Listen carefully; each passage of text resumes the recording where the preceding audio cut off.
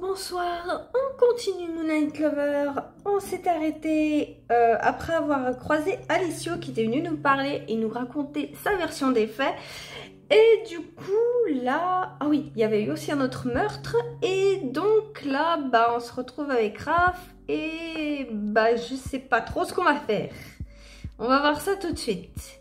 Que tu lui fasses payer le mal qu'il a fait, que tu saches si ce qu'il m'a dit est vrai, qu'il comprenne que c'est sa faute. Ah oui, il voulait... je sais plus trop faire quoi avec son frère. Mais du coup, je voulais, moi, que tu saches si ce qu'il m'a dit est vrai. Il faut que je lui parle. Toutes ces années à penser que c'était lui le meurtrier, je ne sais plus ce que je dois croire. Oh, dites donc. Peut-être qu'il t'a dit tout cela pour que tu deviennes son arme. Il cherche peut-être à te manipuler. Ouh, ils vont vachement loin dans leur machin. Avant de me raconter son histoire, il ne savait pas que j'étais ton calice, tu sais. Ouh, ça veut rien dire.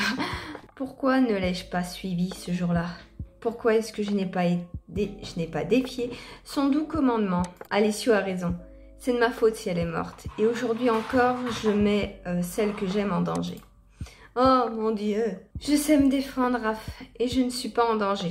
Tu n'es pas responsable, tu ne pouvais pas savoir ce qui allait arriver, que ce soit Alessio ou les chasseurs. Tu sais, c'est elle qui t'a demandé de la laisser seule. Ce n'est pas ta faute. C'est juste une situation qui est arrivée comme ça. Il n'y a personne, il n'y a pas que elle qu'elle a voulu rester seule. Ça n'a rien à voir. Ouais, on va mettre là. Oh, j'ai envie d'accuser personne.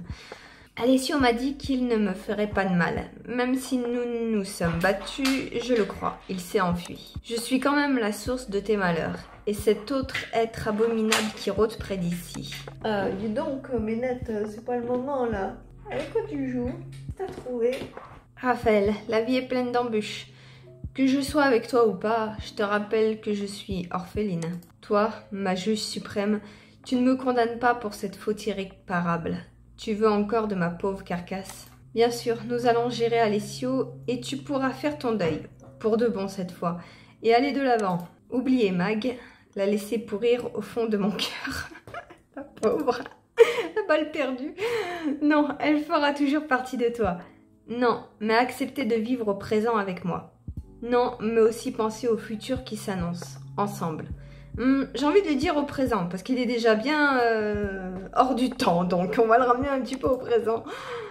Je prononçais ces mots et tout devint clair pour moi. Je voulais le bonheur de Raphaël, mais c'était impossible s'il n'abandonnait pas sa quête d'absolu. Trop d'années dans le silence l'avaient emmuré et il fallait qu'il réapprenne à vivre, à se réjouir des plaisirs simples et à pleurer des chagrins éphémères. Je serai son maître. Youpi, on va être une maman. Raphaël, fais-moi confiance. Tout ira bien. Nous allons finir cette histoire-là et nous allons reprendre notre vie paisiblement. Tu verras, je serai là pour toi. On peindra, on lira, on se promènera. Je te raconterai des histoires le soir pour t'endormir. Je te tiendrai la main pour traverser. Ça ira. Raphaël poussa un soupir et laissa glisser son bandeau. Dehors, la nuit devenait claire. Nous étions peut-être dans l'œil du cyclone, mais nous étions ensemble, et cette pensée me réchauffait le cœur. Bientôt notre destin sera scellé, et nous découvrirons si les tisseuses ont écrit pour nous une histoire tragique ou une fin heureuse. Ensemble, nous saurons si nous avons le droit aux enfers éternels ou au paradis immortel. Quelques secondes plus tard, Raphaël posa sa tête sur mes genoux. Je lui caressais légèrement les cheveux. Sa respiration était lente et profonde, mais il ne dormait pas. Il semblait apaisé, mais son cœur m'était encore étranger. Parfois, j'avais la conviction que mes mots franchissaient la muraille qu'il avait construite autour de son cœur.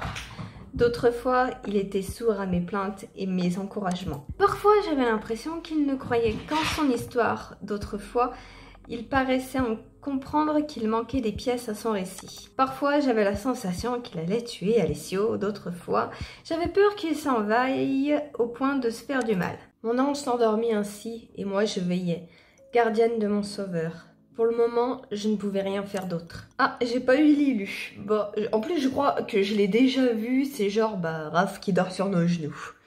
Il me semble que c'est celle-là. Allez, dernier chapitre. Oh mon Dieu, ça va beaucoup s'accélérer. Hein. Je sentais ma tête devenir lourde. Je clignais des yeux. Les bruits se faisaient de plus en plus étouffés. La chaleur du corps de Raphaël m'appelait. Je m'assoupissais, mais d'un coup, une voix jeune se fit entendre derrière la porte et mon sang ne fit qu'un seul tour. Ils sont revenus. On vous attend dans le petit salon, dépêchez-vous. Ah, ça doit être Ivan, ça, qui nous appelle. Une voix jeune, ou alors Ethan.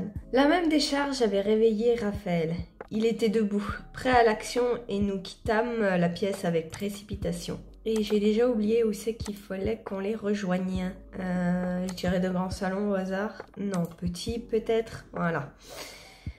Pas trop tôt. Oui, écoute, je me suis perdue, c'est bon, ça va, j'avais oublié où c'était. Hein? Vu qu'on est tous là, on va peut-être pouvoir savoir ce qui se passe. Aaron n'est pas là, on devrait peut-être... Ah putain, il est toujours pas revenu. Peut-être quoi? L'attendre? Mais pourquoi il s'est barré? Et sans rien dire. Si ça se trouve, notre psychopathe l'a eu et il est en train de pourrir dans une forêt quelque part. Faut compter sans lui. Ethan ne prend pas de pincettes, mais je suis d'accord avec lui. L'urgence est de trouver le meurtrier, pas n'importe quel moyen. On a une piste. Oui, en inspectant sur place, nous nous sommes rendus compte qu'il y avait des traces de sang que l'on peut suivre cette fois-ci. Pourquoi vous ne l'avez pas fait immédiatement? Besoin de plus de monde? Ton esprit est distrait ce soir, ma jolie. Tu n'as pas remarqué qu'il faisait jour? Ou que j'étais occupée à soigner ces deux-là? Bref, nous ne pouvons rien vraiment faire pendant une paire d'heures. On pourrait toujours y aller, en se couvrant bien. En voyant Ivan en éclaireur.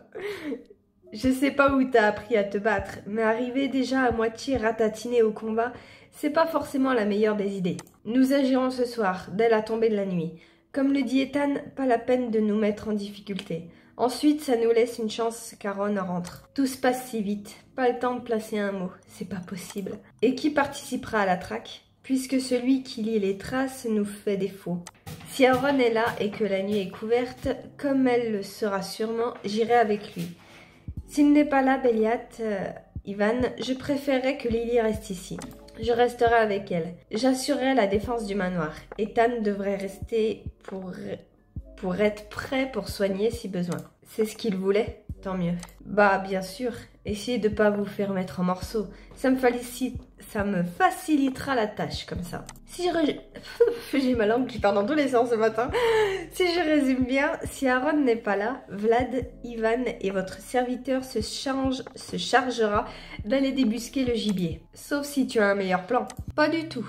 Je pense que nous sommes tous prêts ici à montrer de quel bois on se chauffe. Que tout le monde aille se préparer, se reposer. Cette nuit sera un tournant dans nos existences, mes amis. Nous allons au combat. C'est dit si naturellement. Un à un, ils disparurent tous par la porte. J'étais encore sous le choc, surprise par la présence et terrifiée par l'avenir. En quelques instants, mes colocataires qui ne savaient pas respecter un planning de ménage avaient établi un plan de guerre sans hausser la voix. Lily, rejoins-moi dans ma chambre si tu veux, quand tu auras envie. Ok. On va se promener un petit peu. On va essayer. Oh, beau parquet. Par contre, c'est dégueulasse. Merci de ne leur avoir rien dit. Ta confiance m'honore et ton air perdu m'intrigue. Que se passe-t-il? J'ai l'impression que tout va si vite que je ne contrôle plus rien. Ne rien dire, je ne suis pas sûre que ce soit la bonne solution. J'ai un peu peur de ce qui va se passer. L'abbé, j'écoute ton conseil, même si sa musique est étrange à mon oreille. Laisse-moi y réfléchir et nous verrons cette nuit, si tu veux bien. Allons, haut les cœurs. Demain à la même heure, nous serons libérés d'un premier fardeau sur nos frêles épaules. Tu as raison, du courage. Oui, nous serons fixés sur notre destin une fois pour toutes. C'est un peu simple de le voir comme ça. Allez, du courage. Il nous en faut. Lily, que j'admire ta détermination. Cette flamme qui, parfois, vacille sans jamais s'éteindre. Était-ce son sourire qui remit en marche les engrenages de mon cœur? Ces mots si farfelus et poétiques, sa manière si douce de prononcer mon nom. Avec douleur, je réalisais que je n'avais pas besoin d'approuver chacun de ses gestes. Avec soulagement, je compris que son passé lui appartenait. Avec bonheur, j'acceptais que sa confidence ne faisait pas de lui quelqu'un de différent. Raphaël sentit le vent du changement en moi et attrapa ma main, l'approcha doucement de sa bouche. Ses baisers doux d'abord se firent plus voluptueux et sa langue sur ma peau réveilla en moi une rivière souterraine. Alors que je commençais à me blottir contre lui, Raphaël attrapa malicieusement le morceau de tissu qu'il portait habituellement sur les yeux. « Me fais-tu confiance ?» Je hochai la tête et comme lorsqu'il m'avait appris à me battre, le monde se voila. La caresse de la soie, les douces chatouilles des doigts de Raphaël sur mes joues faisaient résonner mes envies. Aveuglée avec incertitude de l'avenir, je m'abandonnais au plaisir de l'instant. Les sensations satisfaisaient et emplissaient mon esprit. J'espère que vous profitez de cette scène de sexe avec Tricot dans la litière derrière. C'est bon, il a fini. Chaque fois que la main ou la bouche de Raphaël effleurait ma peau nue, un feu d'artifice explosa quelque part en moi. Ça aurait été cool quand même qu'il nous explique ce qu'il voulait faire avant. Hein. Chaque fois que j'agrippais sa chair pour le rapprocher un peu plus de moi, je le sentais se cambrer de désir. Chaque fois que nos souffles se mêlaient pendant un instant ou une éternité, nous frissonnions à l'unisson. Puis nous cessâmes nos espiègleries et cédâmes à notre appétit. Nos corps étaient mêlés et nos âmes firent de même. Notre échange démultipliait notre extase, comme des miroirs qui se reflétaient à l'infini. J'étais prise et je prenais, j'étais dedans et dehors, je jouissais et je faisais jouir. Lorsque notre jeu de cache-cache se termina, comme une note de piano que l'on tient jusqu'au silence complet, nous nous endormîmes lovés l'un contre l'autre, lui derrière et moi devant. Ce jour-là, le sommeil m'emporta dans un trou noir, où je n'avais conscience de rien. Je me réveillais, le corps raide et la bouche pâteuse.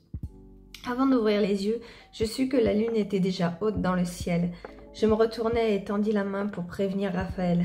Je ne sentis personne et mon cœur se retourna. J'ouvris les yeux et mon horrible pressentiment se confirma. J'aurais voulu croire qu'il était quelque part dans le manoir et qu'il m'attendait pour que nous passions du temps ensemble. Mais je ne savais que trop bien qu'il était parti à la recherche d'Alessio, sans moi. Oui, bon, moi c'est une bonne chose, écoute. Hein. Je refusais de laisser gagner la panique qui montait en moi et me levai brusquement. Allons prévenir les autres. Raphaël, où est-ce que tu es? Qu'est-ce que tu t'es encore mis en tête? Tu ferais mieux de rester planqué dans les bras de ton vampire, tu sais. Ça peut péter très très vite, on ne sait pas. Bon, Raphaël est parti justement, je vais le chercher. J'allais à la bibliothèque. Besoin de prendre un livre, me changer les idées. Ethan, Raph est parti, sûrement pour apporter du renfort. On va lui dire qu'il est parti, écoute, hein, au bout d'un moment. Quoi? Mais ça n'a pas de sens. Pourquoi est-ce qu'il aurait fait ça? Ce con-là. Merde, c'est à moi de te protéger maintenant. Ah la merde! Fais chier, j'avais pas envie. Faut que je prenne mon pistolet avant de faire le tour. Mets-toi quelque part et reste-y. Oh, ça va? Raphaël, comment est-ce que tu as fait pour sortir? Et où est-ce que tu es, bon sang? Ah écoute, au bout d'un moment, qu'il se démerde un petit peu tout seul. Hein. Il est grand. Bon, la porte est fermée et à double tour. Va falloir que je trouve une autre solution. Réfléchis, Lily, réfléchis. Oula, elle va nous péter un neurone. Je peux peut-être essayer d'expliquer à Ethan. Avec un peu de chance, il fera pas sa tête de mule encore une fois. Mais il n'a pas fait tant que ça. Il a juste envoyé une petite pique. Quand ça va être chiant, il va falloir qu'on la protège. Mais bon, c'est pas ça qui l'a empêché de le faire. Hein. Je crois que la fenêtre de la bibliothèque donne sur un buisson et ça ne doit pas être très haut. Je peux toujours aller voir. Ethan va bien finir par sortir patrouiller dehors.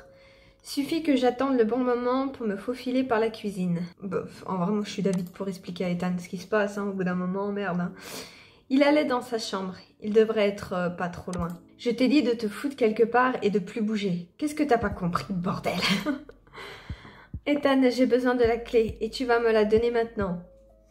Ethan, je ne peux pas laisser Raph tout seul dehors. Ouvre-moi s'il te plaît.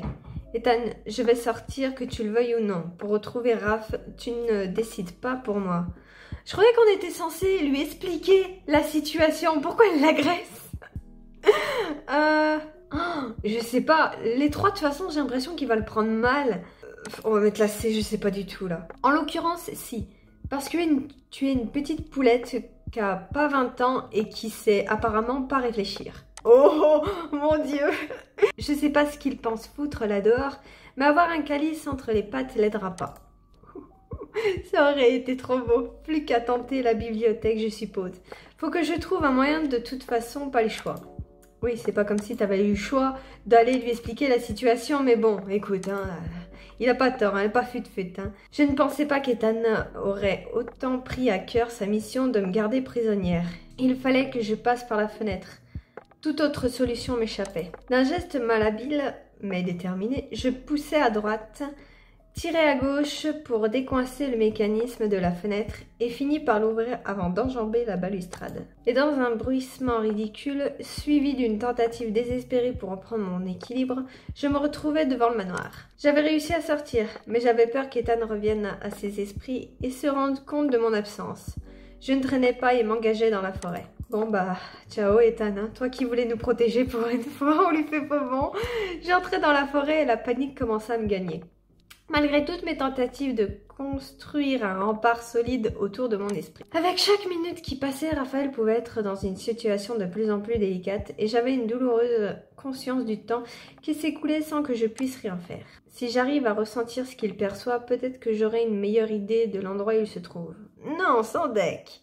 Peut-être que si j'essaye de repérer les traces, et surtout si 2 vampires sont passés par là, ça devrait se remarquer. Je vais prendre le chemin vers la ville, je ne vois pas d'autre solution. Voilà, du coup. Je fis le vide dans ma tête, comme mon vampire me l'avait appris et essayais, laborieusement, de remonter le courant de la rivière qui coulait de lui à moi. Et tout d'un coup, ce courant m'emporta. Je tourbillonnais à droite et à gauche, sans pouvoir rien maîtriser. Minette, on te voit pas souvent, montre ta tête. À ma grande surprise, je me retrouvais en lui. La rage serrait mon cœur et rien ne pouvait l'apaiser. Pas même le lys de Vladimir qui embaumait l'atmosphère. Le jardin, vite. Raphaël, j'arrive. Ah, il est juste à côté? Attends, manoir extérieur du coup. Comment j'ai pu ne pas y penser plus tôt? Pas le plus évident, la forêt m'aurait été plus évident. Plus je m'approchais du manoir, plus les sensations étaient fortes. Et j'étais persuadée qu'il était là, dans le jardin, sur le banc. Ok.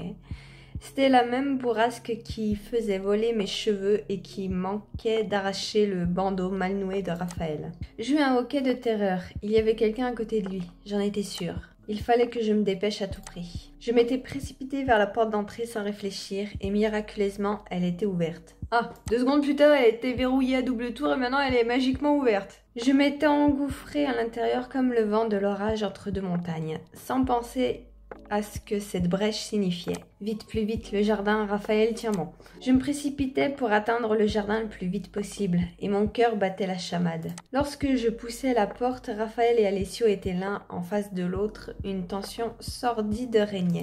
Alessio m'aperçut et Raphaël réprima un hoquet de surprise. Je devinais que cela faisait un long moment qu'il déterrait le passé sans ménagement. Le lien que je partageais avec Raphaël m'avait conduite jusqu'à cet endroit. Si beau et pourtant si maléfique cette nuit-là, mais du temps était passé et je ne savais pas ce que je pourrais faire pour le rattraper. Mais qu'est-ce que je peux faire pour arranger les choses? L'aura des vampires déchaînés m'écrasait et pourtant je savais qu'il faudrait que je rompe cette torpeur qui s'était abattue sur moi pour aider Raphaël. Si je suis là aujourd'hui, c'est que je refuse que tu t'échappes si facilement de ta responsabilité. Et puisqu'il le faut, je t'affronterai. Je n'ai jamais eu peur de toi. Raphaël détacha son bandeau et retira ses gants d'un geste vif et habile avant de promptement dégainer sa lame. Je vis son corps tendu se relâcher. Je le connaissais bien désormais et je le savais prêt à achever son ami, quel qu'en soit le prix qu'il devrait payer. Si je me mets entre les deux, oui bien sûr, quelle bonne idée. Assez, ça suffit, calmez-vous. Raphaël, non, écoute-moi. Ouh là là. Raphaël, j'en sais rien. Mes mots se perdirent dans le brouhaha du combat, cliquetis sinistre des lames et grognements lugubres des vampires. En un instant plus tard, ils se précipitaient dans la cuisine, entraînés par la folie du combat. Je n'avais plus qu'à les suivre, témoins de la fin de cette histoire pour le meilleur ou pour le pire. Sors les pop-corn, hein, écoute, merde, je me suis plantée du coup. Cuisine, ici, j'ai fait tout un détour pour aller dans la cuisine, mais tout va bien. J'entrais dans la cuisine en trombe, mais lorsque j'arrivais, tout était calme. Un silence de plomb régnait dans la pièce. Dans la lumière tamisée de la nuit, les 2 vampires se tournèrent vers moi. Le bandeau de Raphaël, tout comme ses gants, gisait au sol.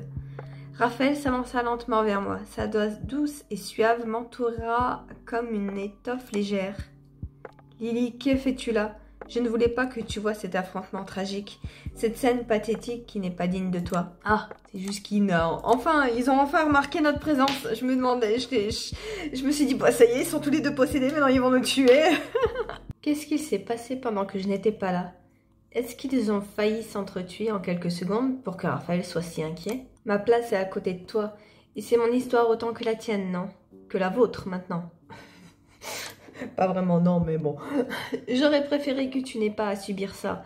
Je voulais te préserver. Alessio te laissera partir, il me l'a promis. Parce que tu devrais encore être endormi à cet instant, bien au chaud, dans les bras de Morphée, à qui je t'avais confié. J'avais murmuré à ton oreille qu'il ne fallait pas t'inquiéter, que je reviendrais ou que nous pourrions nous retrouver, enfin seuls. Raphaël, tu n'as pas à me protéger, laisse-moi t'aider.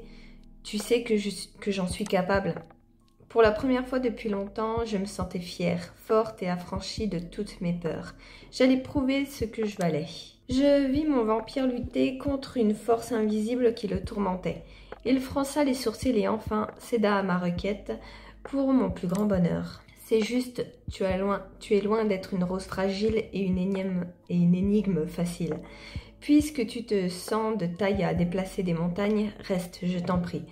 Je ne voudrais pas être celui qui t'en prive. Pendant tout cet échange, Alessio était resté étrangement silencieux, fasciné peut-être par cette aisance avec laquelle Raphaël se plia à ma demande. Lorsque je me tournai vers lui, il parut presque surpris, comme un enfant qui comprend que la magie n'existe pas.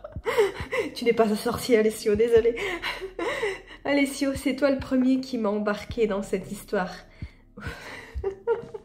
Ok, puisque c'est aujourd'hui le moment où tout se décide, je crois que tu me dois bien de m'écouter. Ah, je peux toujours t'écouter. Ça ne changera rien à ce que je devrais faire. Je ne sais pas vraiment ce que vous vous êtes dit, mais je suis sûre d'une chose, vous n'avez pas à essayer de prendre de distance. De la distance? Comment pourrais-je? Celle que j'aime? Je comprends, mais depuis tout ce temps, il s'est passé des choses. Alessio, si tu es là, c'est parce que tu as peur que Raphaël oublie, c'est ça. Qu'il ait la vie trop douce. Mais regarde-le vraiment. Tu crois qu'il se passe un jour sans qu'il y pense? Tu crois qu'il a été heureux ces derniers siècles? Perdre ses yeux alors qu'il était peintre? Ne pas savoir que son frère était encore en vie? C'est vrai que ça, on ne sait toujours pas comment il est devenu aveugle. Hein. Et je devrais le laisser en paix parce qu'il a payé sa dette, c'est ça? Je ne devrais pas m'assurer que toujours il honore sa mémoire? Raphaël baissa la tête. Aucun son ne sortait de sa bouche, alors je continuais. Les mots coulaient sans s'arrêter encore et encore. Parce que tu crois qu'il est heureux maintenant, alors qu'il est prêt à se battre avec toi, et qu'il m'a abandonné pour ça? Tout ce qu'il veut, c'est échapper à ses fautes. Il ne pense pas à Margarita, il fuit en avant, c'est tout. Si combatif quelques minutes auparavant, Raphaël se laissait juger sans rien dire. Il était impassible, acceptant les coups de fouet sans rechigner. Je ne pouvais pas laisser Alessio persuader mon vampire de ses mensonges. Je préparais une nouvelle salve d'arguments. Bon, nous on s'arrête ici et... C'est bien compliqué pour pas grand-chose, hein, tout ça, hein, je trouve. Je sais même pas quoi vous dire. On se retrouve la prochaine, il me fatigue. Bisous.